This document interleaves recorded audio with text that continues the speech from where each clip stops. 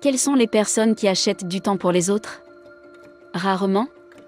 Combien de fois avez-vous entendu une variante de cette phrase?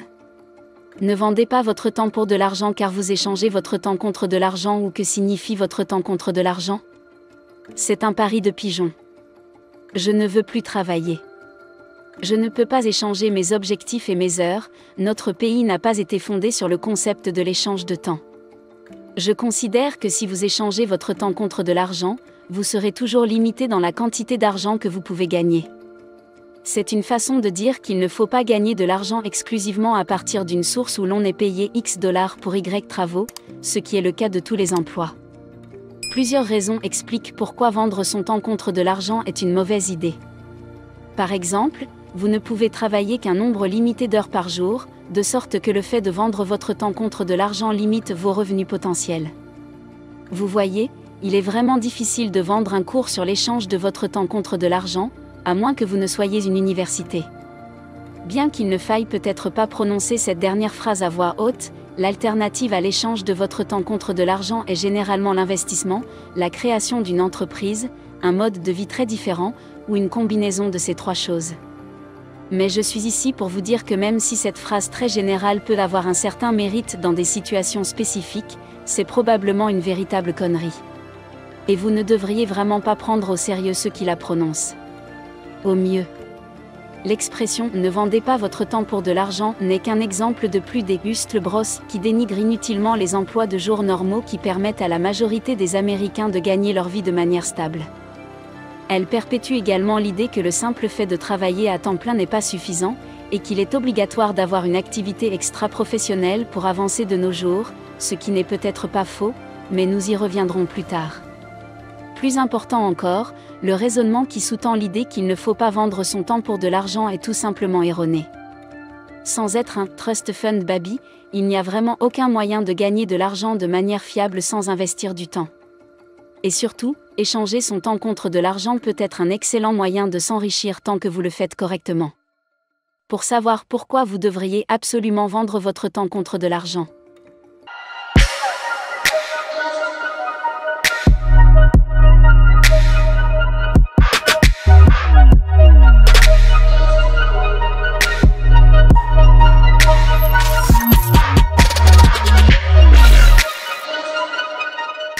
La façon la plus courante dont les gens vendent leur temps pour de l'argent est en travaillant à un emploi.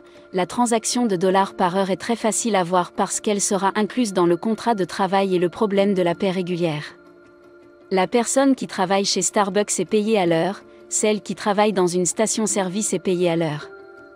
Mais devinez quoi, la plupart des médecins ou des avocats sont également payés à l'heure. L'employeur achète une heure de travail à un employé pour un montant prédéterminé.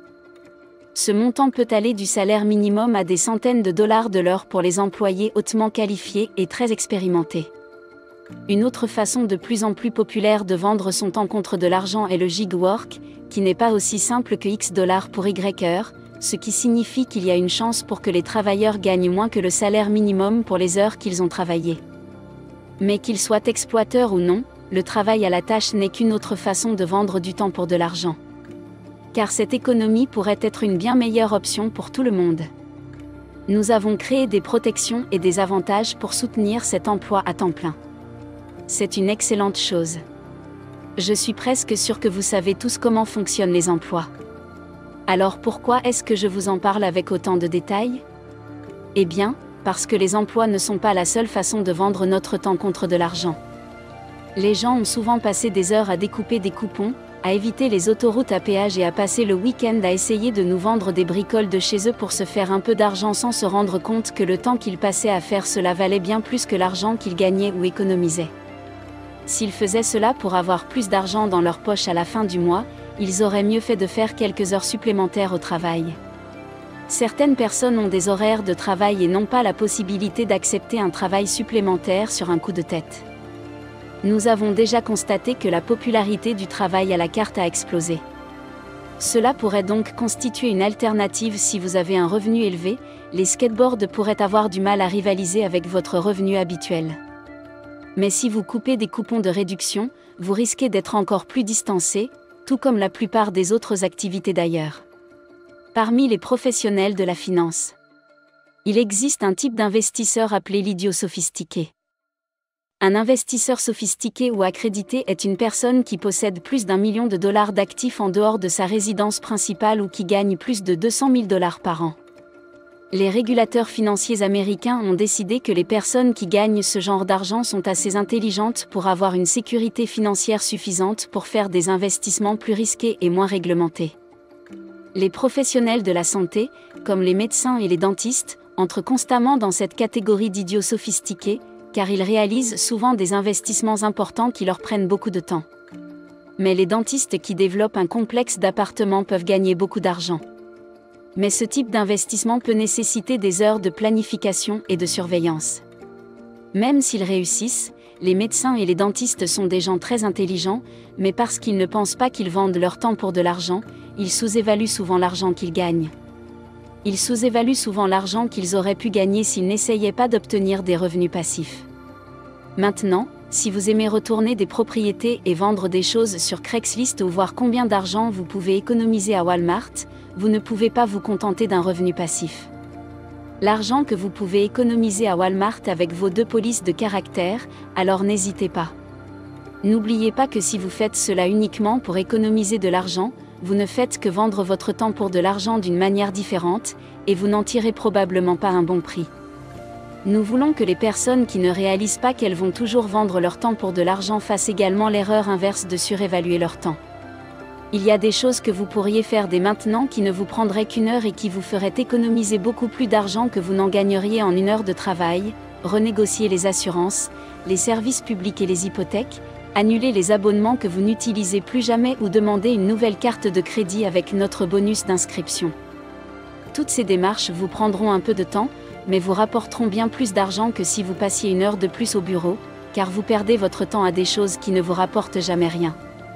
Cela nous amène à la prochaine raison pour laquelle vous devriez vendre votre temps contre de l'argent: c'est une meilleure façon d'investir pour beaucoup de jeunes. Il y a des investissements qui sont plus passifs que d'autres. Par exemple, si le médecin avait simplement utilisé son argent pour acheter une série d'actions à dividendes, il ne lui aurait probablement fallu que quelques heures pour faire des recherches et effectuer les transactions d'achat afin d'obtenir un portefeuille bien équilibré qui lui permettrait de vivre pendant des décennies. Si un dentiste pouvait gagner 1 000 $ de l'heure en exerçant sa profession et qu'il lui fallait 5 heures pour consulter un planificateur financier qui lui facturerait 1 000 $ supplémentaires sur la manière de structurer un portefeuille d'actions d'1 million de dollars, il n'y aurait pas de raison que le dentiste ne gagne pas. Dans ce cas, nous devons compenser 6 000 $. Pour que ce temps ait été bien utilisé, un portefeuille d'1 million de dollars devrait rapporter entre 50 000 et 100 000 $ par an sur le long terme. Il faudrait donc environ 1 mois au dentiste pour rentabiliser cet investissement.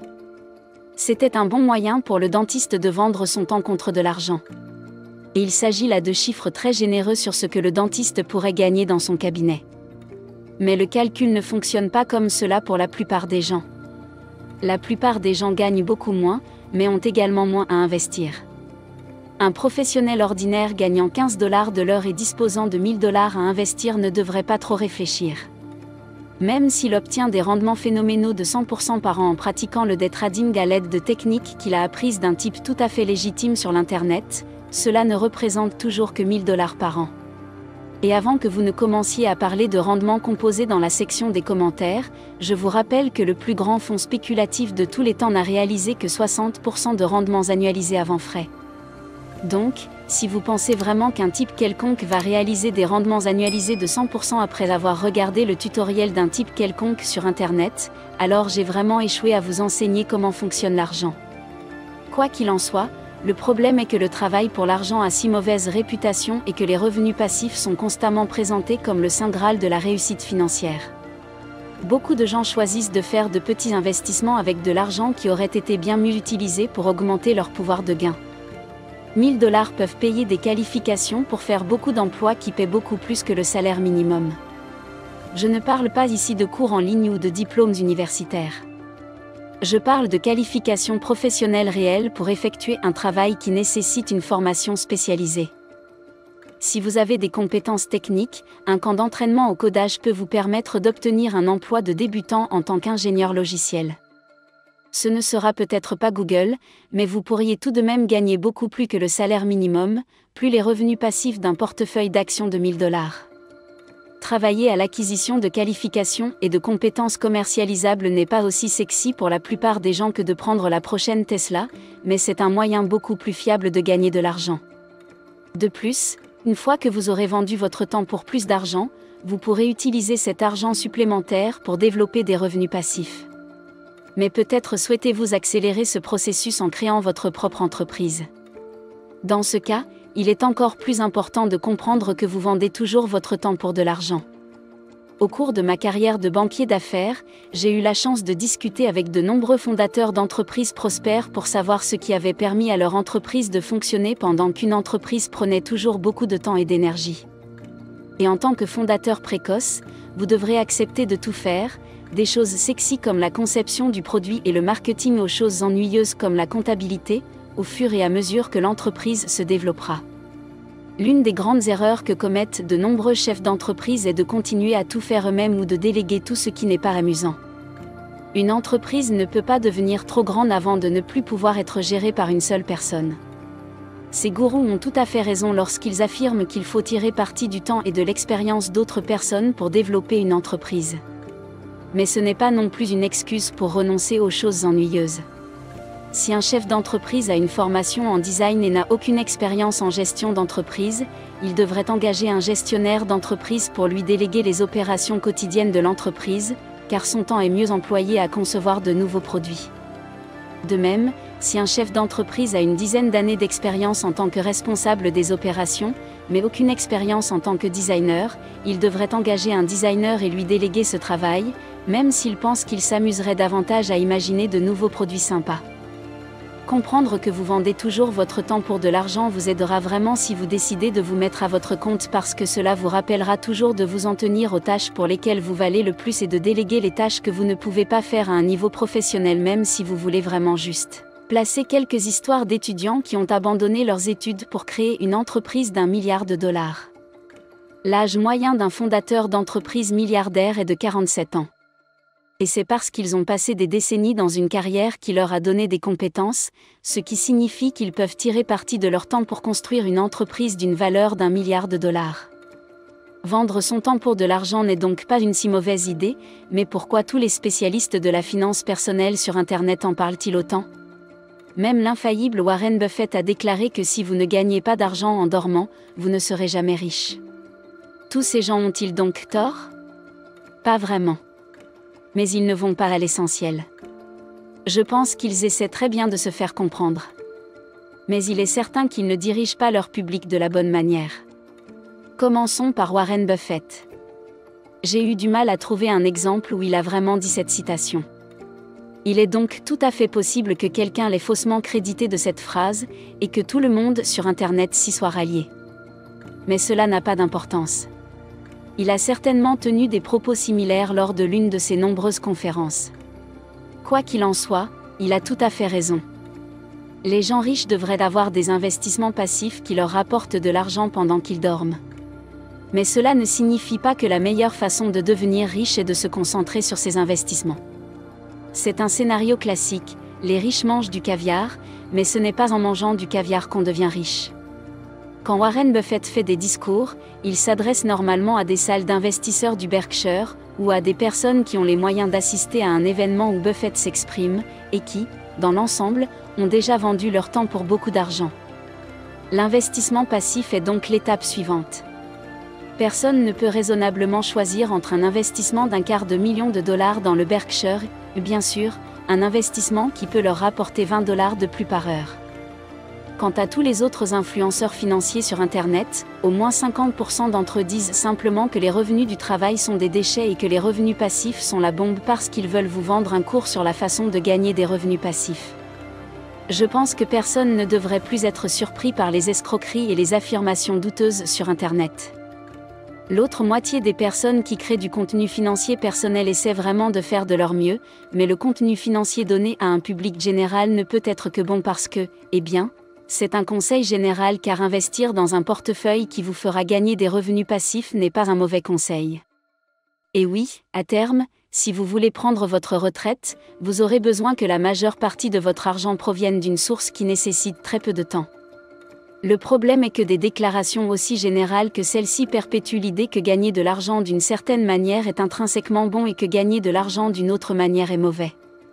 Ces bons conseils ne tiennent pas compte de l'âge, des qualifications, des revenus, de l'actif et du passif, des obligations, de l'horizon temporel et des objectifs d'une personne. Vous ne devriez pas regarder une vidéo de Dr Mike au lieu de vous faire examiner. Vous ne devriez donc pas regarder une vidéo de Grand Second au lieu d'élaborer un plan personnalisé pour améliorer votre situation financière personnelle. Malheureusement, tout le monde ne peut pas gagner de l'argent en ne faisant rien. Le monde a besoin de gens qui travaillent, quoi que vous fassiez, vous serez toujours amené à vendre votre temps contre de l'argent. C'est à vous de vous assurer que vous faites tout ce qui est en votre pouvoir pour faire des heures de votre journée un produit très recherché et commercialisable. En parlant de produits très commercialisables, vous êtes-vous déjà demandé pourquoi les empires coloniaux étaient si obsédés par le thé et les épices ? Comme s'ils étaient prêts à construire des marines pour aller faire la guerre à l'autre bout du monde pour ces produits ? Eh bien, vous pouvez découvrir pourquoi c'était si spécial pour eux dans ma nouvelle vidéo sur la façon dont l'histoire fonctionne.